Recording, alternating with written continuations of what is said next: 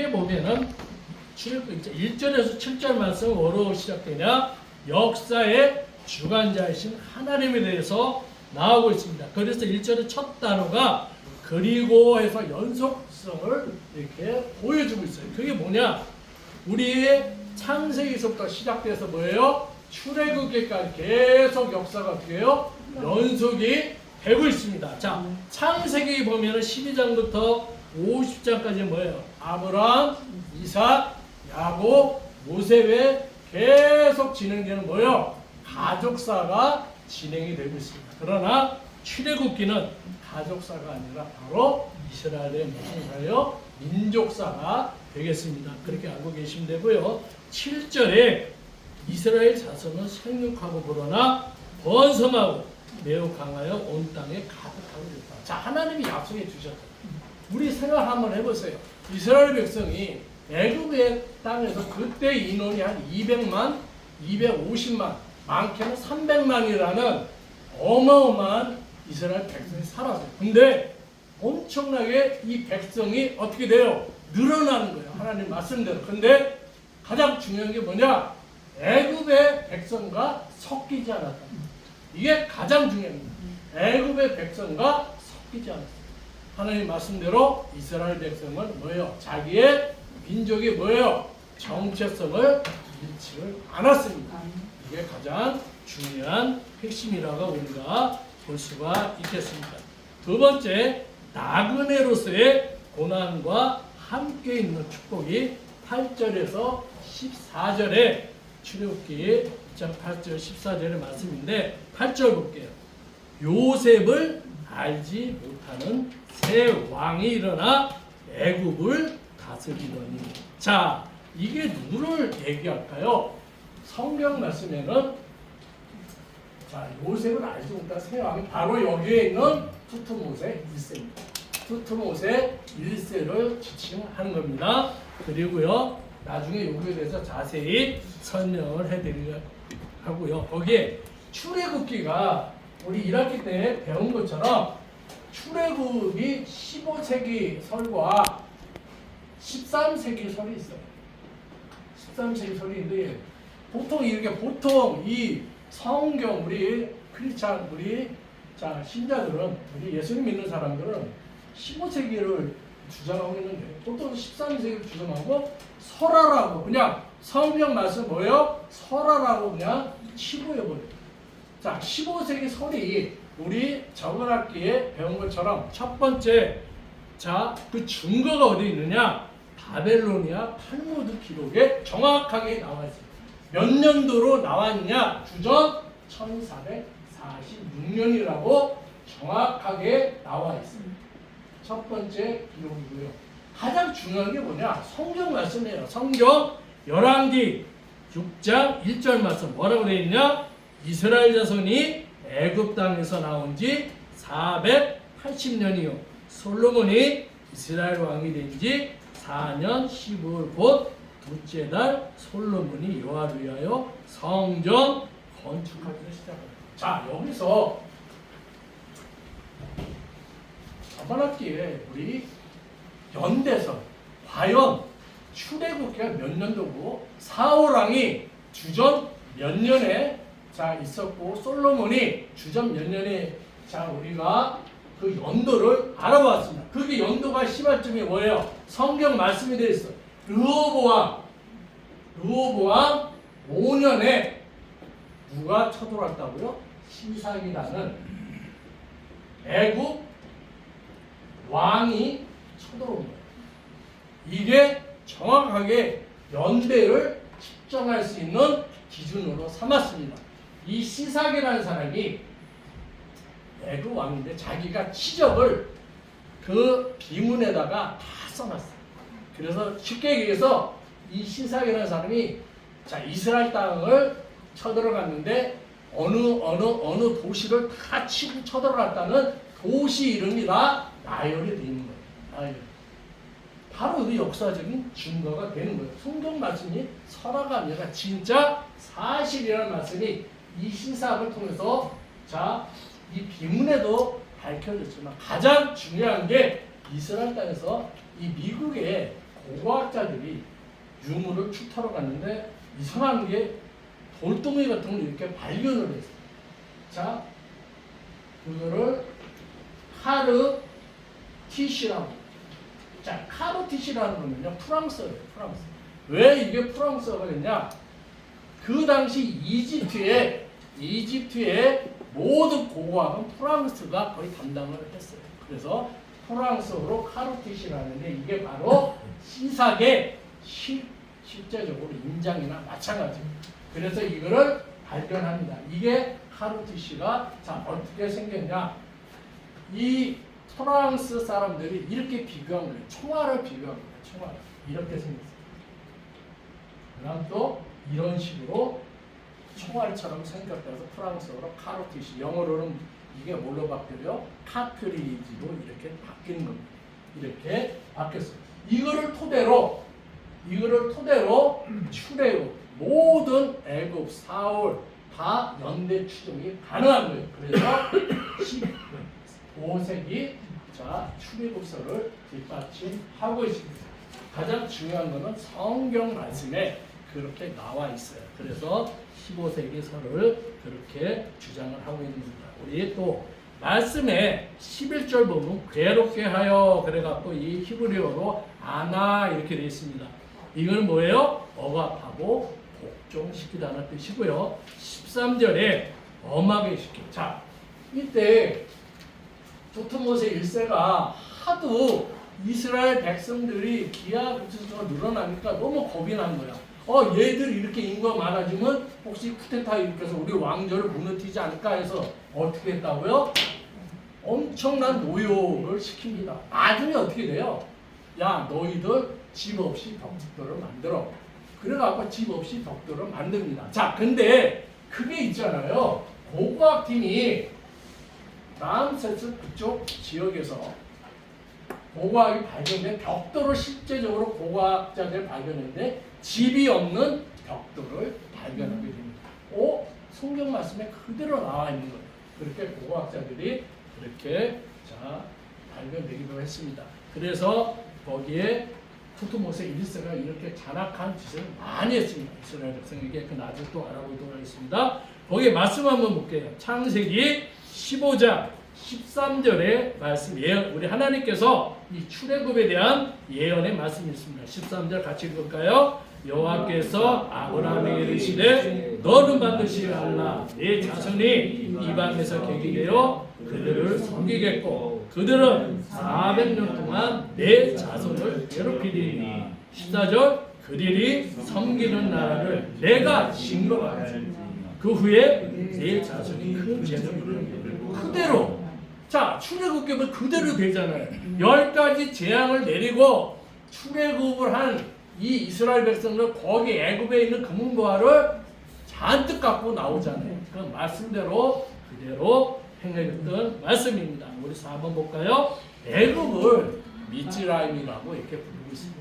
자, 그 뜻이 뭐예요? 억압과 괴로움과 환난의 뜻을 우리가 자 담고 있습니다. 자, 오늘날 우리 인간에도 마찬가지예요. 우리가 괴로움과 고통을 주는 모든 억압으로부터 뭐예요? 해방을 바로 출애굽은 해방을 의미하고 있습니다.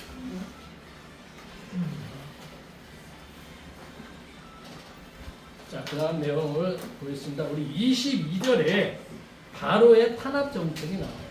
자, 구체적으로 자 고된 노역 바로 누구예요? 토트모세 1세가 그렇게 고된 노역을 했고요. 맨 처음에 고된 노역을 시켜서 히브리인의 인구를 줄이려고 하다가 실패를 합니다. 두 번째 뭐예요? 히브리 산파들을 동원해서 어떻게 해요? 애 낳는 즉시 다 죽여버리라고 그러죠. 근데 히브리 산파가 하나님의 뜻이 무서워서 그렇게 하지를 못하고 있습니다. 세 번째 뭐라고 그랬어요?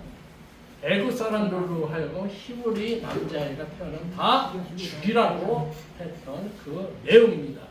그래서 이 토트모세 1세 이 잔악상을 우리가 볼 수가 있습니다. 자, 그다음 우리가 살펴볼 것은 애굽 왕과 모세에 대해서 알아보도록 하겠습니다. 자, 우리가요 이스라엘 역사를 동감이 있어서 애국이란 나라하고 이스라엘이라고 민족하고는 떨어질 수가 없어요. 이스라엘 역사하면 애굽의 왕조가 다 들어갑니다. 특히 출애굽하면 어느 왕조예요? 신왕국 시대 18왕조가 여기 다 들어가 있잖아요. 두트모세 있어요. 두트모세 2세, 하셉슈프, 두트모세 3세, 아멘호텝은 나중에 10가지 제한 만져갖고 장자까지 잃어버리는 왕이에요. 그래서 우리가 다시 한번 1학기 때 이거 살펴보았거든요. 우리가 애굽 왕조에 대해서 잠깐만 우리가 살펴보도록 하겠습니다. 우리 애굽 왕조는요, 선왕조 시대, 초기 왕조 시대, 고왕국 시대, 제일 중간기, 중왕국 시대, 제2 중간기, 신왕국 시대, 제3 중간기, 말기 왕조 시대, 그 밑에 페르시아, 고레스가 쳐들어가죠. 애굽을 속국으로 만듭니다. 그 다음에 페르시아가 누구한테 패했어요? 그리스한테 패했잖아요. 그리스가 또 쳐들어가서 애굽을 또 지배하게 됩니다. 마지막에 여러분들 잘 알잖아요. 누구예요? 클레오파트라. 자, 옥타비우스하고 손만 잡았으면 이 나라를 건졌어. 근데 옥타비우의 정적하고 손을 잡고 해전에서 이 애국 국내를 동을 해전에서 대참패를 당해서 둘 다 자살을 해버리면 이 자살이 어떻게 돼요? 로마의 속국으로 되고 지금 어떻게 돼요? 이집트가 지금 어떻게 됐습니까? 이슬람화 됐잖아요. 또 역사가 비참한 거예요. 이 역사가 이때는 잘 나갔는데 가면 갈수록 애굽이라는 나라 이집트로 바뀌었지만 가면 갈수록 영토를 줄어들고 어떻게 됐어요? 완전히 나라가 이슬람화처럼 되버렸잖아요.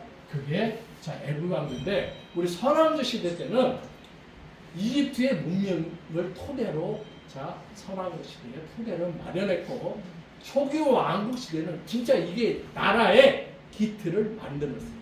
법이라든가 모든 기틀을 만드는 게 초기 왕조 시대고 고왕국 시대는 여러분들 이집트 가면 잘 아시죠? 피라미드가 이 고왕국 시대에 집중적으로 피라미드이 자 건설이 됐고요. 여기서 애굽의 역사를 보면 제1 중간기, 제2 중간기, 제3 중간기라는데 이때는 다 이집트의 크나큰 뭐예요?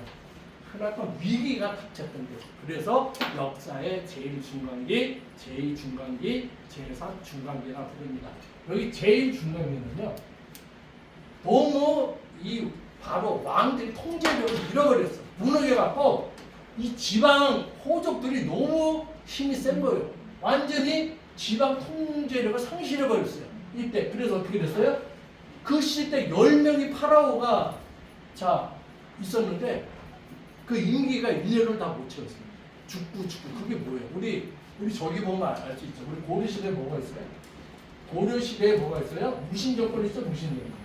무신 정권 때 무신들이 정권을 잡았는데 부하들이 죽이고 똑같은 역사가 여기도 이렇게 일어난 겁니다. 자, 그 다음 중왕국 시대 때는 다시 이집트를 재통일을 합니다. 그리고 제2의 중간 이게 상당히 중요합니다. 제2의 중간기는 힙소스 대통의 왕주가 들었었는데 이게 바로 조금 이따 우리가 알아볼 요셉과 깊은 관계가 있습니다. 그래서 힙소스 이방 민족이 애굽을 뭐예요? 이제 다스리는 그 시기가 15왕조, 16왕조, 17왕조가 바로 제2의 중간기에 해당하는 거예요. 그 다음 신왕국 시대가 바로 여기입니다. 18왕조가 다 신왕국 시대를 자 있는데 우리 잠깐 알아볼까요? 18왕조 자 볼게요. 아흐모세 1세가 있습니다. 아흐모세 1세가 누구냐면 자기 아버지가 이 힉소스 여기가 지배를 하고 있으니까 전쟁터로 나갔어요. 싸우다가 전사를 했는데 미라가 발견됐는데 완전히 얼굴이 이렇게 뒤틀어지고 이 두개골이 여기가 다 어떻게 해요? 파손된 미라가 발견된 거예요. 알고 보니까 이 아흐모세 아버지가 전사를 했는데 이 힉소스 장군이 이 아흐모세 아버지를 전리품으로 생각합니다. 걷다가 시체에다가 만두 지으려는 거예요. 그래서 이 두개골이 다 파손되고 이 얼굴 형태가 뒤틀어진 미라를 발견하게 됩니다. 그게 아흐모세. 그래서 형도 죽어요. 형도 힉소스 전쟁 때 죽으니까 아흐모세가 다시 군을 소집해서 힉소스 왕조를 완전히 전멸시킨 사람이 누구예요? 아흐모세 1세. 18왕조 신왕국 시대 완전히 외세를 다 쫓아냅니다. 쫓아낸 게 아흐모세 1세고 아멘호테 1세는 이 사람은 자식도 없었고요. 그 다음에 투트모세 1세. 투트모세 1세가 바로 우리 성경 말씀에 나오는 뭐예요? 다 출애굽 아이들을 죽이고 모욕을 시키고 이게 투트모세 1세. 근데 이 사람은요, 그 애굽 역사를 보면은 훌륭한 왕이에요. 애굽. 우리 이스라엘 민족을 보면 아주 원수 같은 자 왕인데 애굽 역사는 이 국경이 가장 넓었어요. 투트모세 있을 때 애굽의 국경이 가장 넓었고요. 그 다음이 투트모세 있습니다. 제가 이 가계도에 대해서 잠깐 설명을 드렸죠. 자, 투트모세 자 1세가 자 어떻게 했다고요? 1세하고 왕비하고 결혼해서 누굴 낳았어요? 하셉슈트를 낳았습니다. 하셉슈트를 낳았는데 이 하셉슈트가 뭐예요? 여자야. 그러니까 이집트에서 왕을 이어가기 위해서 남자가 필요하잖아요. 그래서 후궁을 맞이합니다. 후궁을 맞이해서 자 여기 보면은 투트모세 2세를 낳은. 근데 왕권이 후궁 자식 아니야. 정통이 없는 거야. 그래서 둘이를 이복 동생이거든요. 둘이를 결혼을 시켜요. 왜? 자기 왕족을 누리기 위해서 근친상간합니다. 그래서 이렇게 이복 동생과 어떻게 해요? 자, 왕위는 올라갔는데 투트모세 2세는 아무 힘이 없어. 왜? 하셉슈트는 정통이고 얘는 후궁의 자식이기 때문에 자기가 왕국에서 무슨 힘을 발휘할 수가 없어. 왜? 장모의 기세고 엄청 세고 이 하셉슈트도 엄청난 여장부입니다. 그래서 아무 병약하고 나약해갖고 어떻게 할 수가 없어요. 그러다가 10년 만에 죽어버려요. 그래서 이 죽기 전에 하셉슈트랑 결혼했는데 하셉슈트도 뭐예요? 자식을 낳았는데 외동딸밖에 낳지를 못한 거예요. 그래서 어떻게 돼요? 투트모세에서도 죽기 전에 후궁을 맞이해서 자식을 낳았는데 그 자식이 누구냐? 투트모세 3세를 투트모세 3세를 낳게 돼요. 그래서 이집트에는 여성이 왕이 될 수는 없어요. 그렇기 때문에 후궁의 자식인 투트모세 3세가 왕위를 이어갔습니다. 자, 그 자세한 내용은 좀 이따 하고요. 그리고 투트모세 3세의 자식이 뭐냐? 아멘. 그러니까 투트모세 3세가 엄청난 애굽 역사 중에서 훌륭한 왕입니다. 훌륭한 왕인데 이 사람이 죽자마자 이 사람은 투트모세 3세하고 모세하고는 어떤 라이벌 관계예요. 자, 그럼 나중에 말씀드리고 그러다가 투트모세 3세의 아들이 아멘호텍 2세인데 이때 투트모세 3세가 죽자마자 모세가 80살 때 애국으로 들어옵니다. 바로 투트모세 3세가 죽자마자 들어왔는데 그 아들 아멘호텍 2세와 서로 어떻게 돼요? 하나님이 바로한테 보여서 재앙 첫 번째, 두 번째 말을 안 들으니까 10가지 재앙을 맞은 게 바로 뭐예요? 아멘호텍 2세입니다. 그래서 10가지 재앙 때 마지막 10번째 재앙은 자기 첫 아들, 장자를 다 잃어버리는 게 아멘호텍 2세입니다. 이렇게 해서 우리가 간단히 뭐 애굽 왕조에 대해서만 얘기하자면은 깊게 얘기하자면은 상당히 깊은데 제가 간단하게만 우리 다 1학기 때 제가 다 이거를 설명해 드린 내용이기 때문에 간단하게만 설명을 해드렸습니다. 거기 자 우리 교환 다시 볼게요. 그래서 힉소스 자 왕조가 자 18왕조 들어서기 전에 힉소스 왕조가 15, 16, 17 왕조가 이렇게 애국을 다스렸어요. 근데 여기서 우리 요셉에 대해서 좀 알아볼게요. 자, 힉소스 왕조와 요셉과 어떤 관계가 있느냐면, 자, 이 요셉이 자기 형들한테 핍박받아서 자 애굽의 노예로 팔려가고 총리가 된다는 게 성경만 나와 있는 게 아니에요. 어디에 또 나와 있다? 자, 이슬람 경전에도 똑같이 이 내용이 나와 있습니다. 나와 있는 내용이에요. 그럼 이게 막 조작되고 막 이거 아닙니다. 정말 성경 말씀은 그대로 역사적으로 나와 있는 거예요. 그럼 왜 이슬람 경제가 왜 이 내용이 나왔겠어요? 똑같은 내용, 똑같은 사건이기 때문에 이 내용이 코란에도 나와 있습니다. 자, 그렇게 하시면 되겠고요. 요셉의 스토리는 뭐예요? 힉소스가 이 힉소스 계통이 어디였다고요? 셈족이야, 셈족. 쉽게 얘기해서 이스라엘 쪽에서 내려온 힉소스예요. 자, 힉소스 계통이 자 어떻게 됐다고요? 요셉과 관계 있는 게 뭐냐? 힉소스 정권 말기 때 요셉의 역사가 일어섭니다. 그래서 이 힉소스 계통은 뭐예요? 외국인이 애국 정권을 다스렸기 때문에 이 인재에 대해서 아주 관용적이야. 그냥 애국 사람만 뽑는 게 아니라 이 인재 등용에서 길을 넓혀놨어. 그래서 요셉이 물론 첫 번째 하나님의 역사가 있는 건 첫 번째고요. 그 역사가 하나님의 역사가 이루어지는 건데 그 많은 정책에 의해서 요셉이 누가 돼요? 총리가 됐다는 사실을 알아두셔야 되겠습니다. 또 중요한 게 뭐냐면 자, 요셉이 이제 아버지 야곱이 죽었을 때 자, 장례식 때 이 힉소스 왕조가 뭘 보냈어요? 딱 두 가지 보냅니다. 병거와 뭘 보여요? 기병을 보냈는데요. 이 애굽의 역사는 그 전에 힉소스 왕조가 들어서기 전에는 기병과 없었어요. 힉소스 왕조가 힉소스 계통의 셈족이 애굽을 쳐들어왔을 때 병거와 이 기병을 통해서 애굽을 점령해 버린 거예요. 그래서 그 전에는 어떻게 됐어요? 애굽에서는 기병과 기병 없었습니다. 그래서 장례식 때 뭘 보내요? 자, 요셉, 자, 야곱의 장례식 때 병거와 기병을 이렇게 보내기도 했습니다.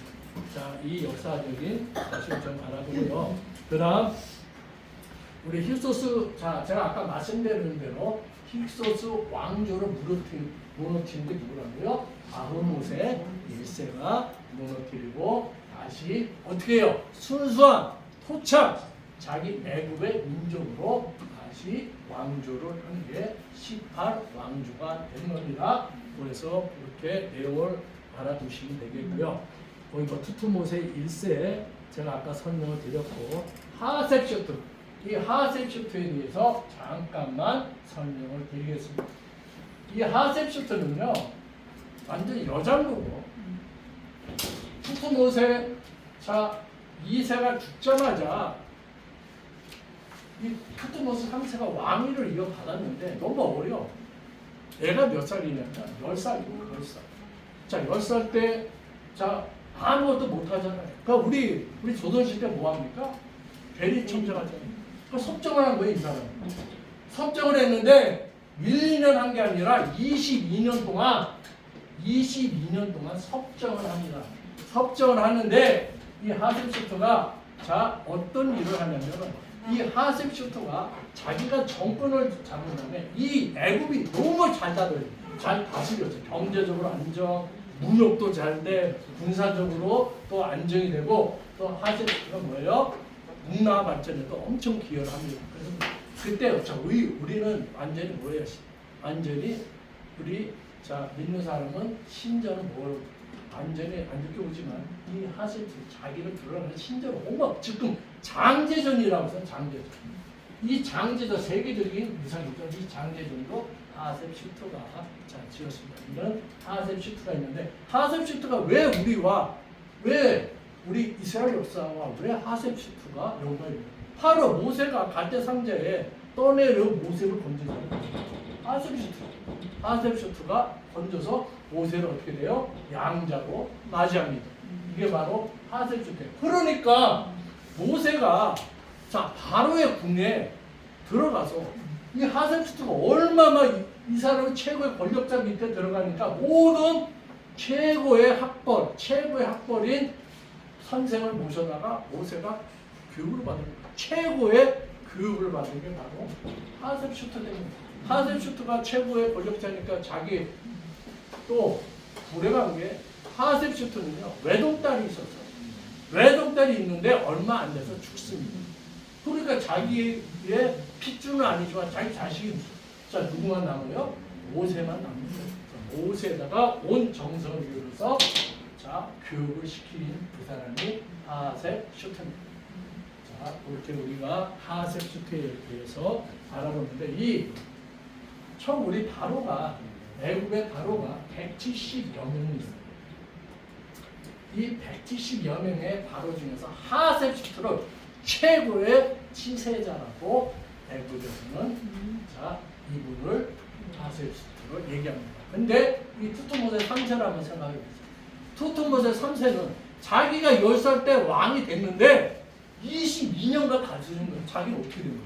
완전히 둘이 쉽게 해서 공동정부예요. 공동정부인데 자기는 그냥 아무 힘도 없는 거예요. 그래서 어떻게 해요? 하셉 슈트가 51살이나 2살 때 죽거든요. 죽고 난 다음에 이 투투모세가 처음으로 한 일이 자기가 왕이 되자마자 이 하셉 슈트에 대한 이름도 다 없애고 다 신상도 다 없애버리고 모든 행적을 다 없애버려요. 너무 원한에 맺혀 있는 거예요. 자기가 왕인데 왕 노릇도 못하고 이 하셉 슈트에 가려갖고 투투모세가 어떻게 돼요? 자기 왕권을 아무 권리도 누리지 못한 상태에서 모든 백성들 기억에서 하셉 슈트를 다 지워버린 그런 일을 한 게 바로 투투모세 3세가 되겠습니다. 그래서 교환에 그렇게 저희들이 나와 있는 교환이고요. 교환을 넘기면 모세의 출생에 대해서 알아보도록 하겠습니다. 모세의 출생에 대해서 알아봅니다. 자, 우리의 출애굽기 2장 2절에 자, 우리 3절 보면은 자, 거기에 교환 볼게요. 갈대 상자를 가져다가 노아의 거기 보면 제가 저번 주에 말씀드린 것 같이 자, 거기에 자, 갈대 상자와 노아의 방주 자, 같은 의미로 자, 쓰여졌다고 그러죠. 거기서 히브리어로 테바라고 되어 있습니다. 그렇죠? 자, 저번 주에 설명드린 것 같이 자, 테바가 뭐라고 그랬죠? 자, 이 노아의 방주와 갈대 상자 생각해 보세요. 자, 이거 생각해 보면 자, 동력이 없습니다. 무동력이야. 자, 동력이 있다 그러면 자기 힘으로 갈 수 있어요. 자기 힘으로 자, 어느 목적지에 갈 수 있지만 이 노아의 방주와 이 갈대 상자는 동력이 없는 거예요. 그래서 어떻게 해요? 바람의 힘을 빌리고 자, 여러 가지 자연의 힘을 빌리고 이게 무슨 뜻일까요? 자, 동력이 달렸으면 자기 중심대로 삶을 살 수가 있지만 저는 무동력의 상태는 뭐요? 하나님이 주관하십니다. 하나님이 주관, 너희 갈 곳은 내가 정해서 가는 거지 너희의 임의로 갈 수가 없다고. 그런 뜻을 우리가 이렇게 의미로 생각해 주시면 되겠습니다. 그 다음 세 번째, 생명의 파수꾼인 여성들에 대해서 나옵니다. 자, 여러분들 잘 알다시피 모세가 갈대상자에 걸려졌을 때 누이가 참견합니다. 누이가 이 하셉 슈트한테 얘기를 하죠. 유모가 필요합니다. 그래서 유모가 누구를 들어가니까 모세의 어머니가 유모로 들어가는 거죠. 유모로 들어가서 어떻게 돼요? 거기서 한 4년 동안을 모세를 키웁니다.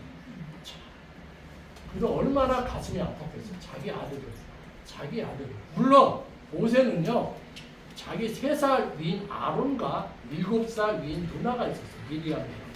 그거 있었는데 자, 모세는 그렇게 떠나갔는데 자기 어머니가 자기 누이한테 붙어가서 이 동생을 지켜가면서 하세주를 이겨서 그런 역사가 이루어지는 것입니다. 그래서 그 위대한 여성이라 나오면 거기에 누이와 바로의 딸이 바로 하셉 슈트가 나오고요. 그 다음 누가 나옵니까? 모세의 어머니가 나오고 있습니다. 근데 여기서 한 가지 모세가 갈대상자를 이렇게 떠면 하셉 슈트가 받고 모세가 왜 히브리인인 줄 알았을까요?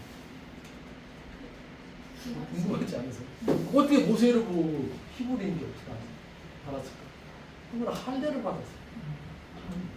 할례를 받았기 때문에 바로 모세가 히브리인인 것을 알 수가 있습니다. 그다음 초기 가정. 자, 초기 가정에 대해서 우리 모세의 초기 가정에 대해서 알아보도록 하겠습니다.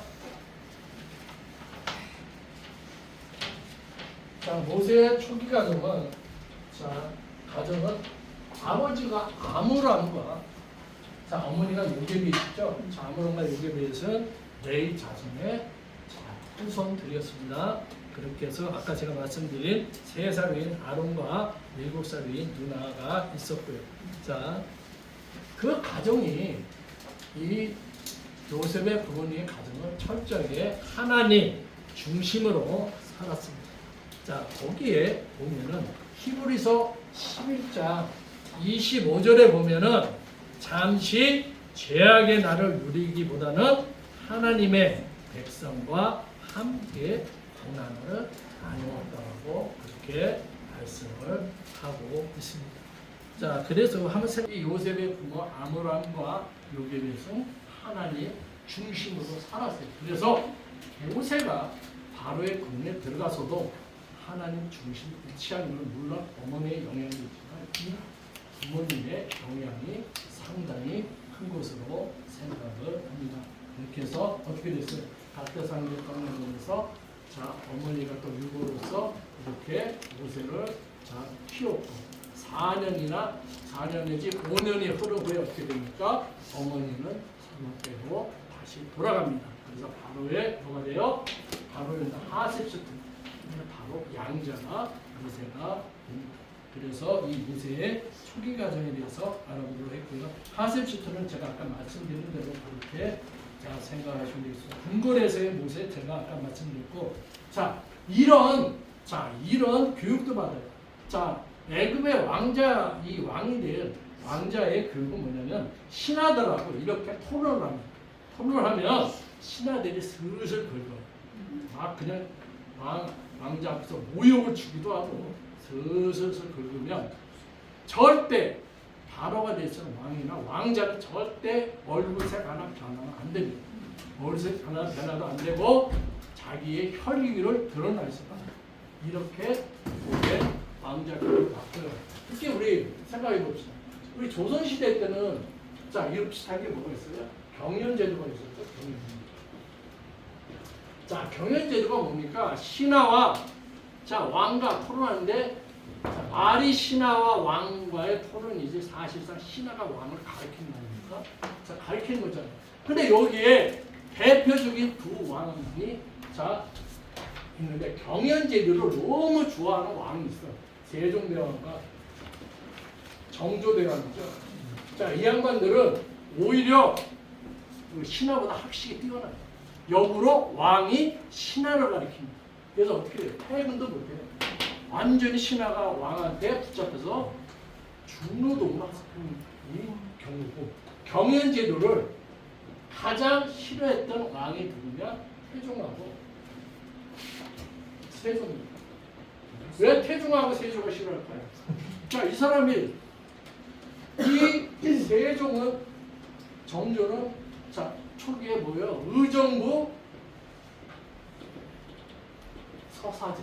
자 이게 뭡니까? 정도준이가 조선을 뭐예요? 건국할 때 머리는 정도준이고 눈두아리는 이성계예요. 이성계는 그냥 로봇이에요.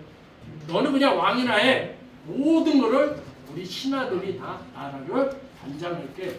그래서 의정부 서사제를 만들어요. 모든 국사를 누가 나눠요? 신하들이 막 결정하는 의정부 서사제를 했는데 거기에 수제자였던 이방원이가 어떻게 합니까?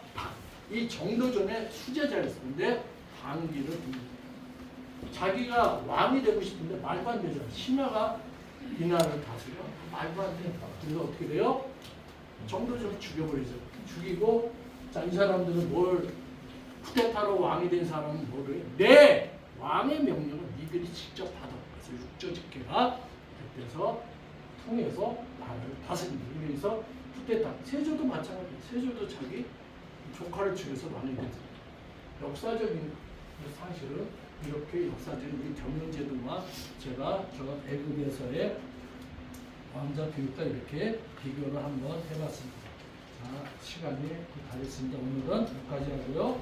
다음 주부터는 모세의 선택에 대해서 우리가 말씀을 나누도록 하겠습니다. 기도합니다. 할렐루야. 참으로 고마우신 하나님 감사합니다. 오늘 이렇게 출애굽을 통해서 우리 또 모세라는 인물을 통해서 하나님께서 이렇게 모든 길을 열어주셨습니다. 이 요셉의 가정은 하나님 중심으로 살았던 이 가정에 하나님께서 모세라는 인물을 그 가정으로 또 출생케 하여 주셨습니다. 부비부비 모세가 갈대 상자를 통해서 우리 땅에 내려갔던 이 모세를 하나님 아버지께서 바로의 공주 하셉 시트를 위해서 건져내게 하시고 또 이 앞으로 사역을 미래의 사역을 또 준비하신 하나님께서 이 바로의 궁에서 철저하게 모든 학문을 섭렵하게 해 주셨습니다. 하나님 아버지 모든 하나님 아버지가 역사의 주관자이심을 다시 한번 생각하고 모든 것을 하나님한테 저희도 의탁하며 늘 하나님 말씀에 순종하며 늘 하나님 지시에 또한 순종하며 우리의 삶이 될 수 있도록 우리 역사하여 주시옵소서. 아멘. 예수 그리스도 이름 받들어 감사히 기도드리겠습니다. 아멘.